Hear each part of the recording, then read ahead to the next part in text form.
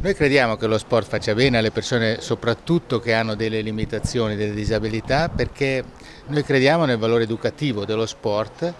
nel suo valore nel insegnare alla persona a riconoscere i propri limiti, quindi non a superarli non nel senso di eliminarli o poterli rimuovere, ma proprio a accettarli e ugualmente superarli per raggiungere dei risultati che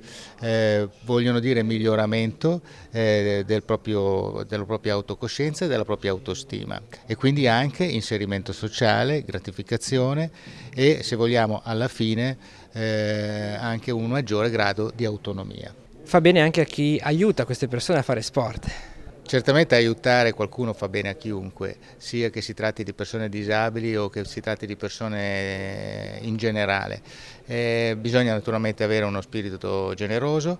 bisogna avere disciplina, educarsi, perché non è solo buttare il cuore oltre l'ostacolo, ma bisogna anche imparare i metodi e i modi per aiutare le persone. Varie figure, dai appunto gli istruttori come me, gli allenatori, ai medici sportivi che comunque ci devono dare una mano quando abbiamo un approccio con queste disabilità e anche ad altre esperienze dello sci, del nuoto e di altre attività nell'ambito del disagio. Questo pomeriggio di inaugurazione, poi domani nell'area del porto turistico le discipline vere e proprie, le protagoniste. Allora, domani iniziamo la mattina con la Chiavari Nuoto che darà, e poi anche per tutto il giorno, ma comunque in mattina a disposizione a chi vuole di venire a provare un po' l'attività,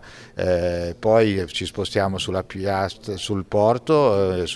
prima il canottaggio dalle 15 alle 17 e poi con il basket dalle 17 alle 19 e invece per 2 giorni, sabato e domenica, la vela. La Scherma offrirà la possibilità di transitare nella sua palestra, vi consiglio veramente di andare domenica mattina a vedere un po' come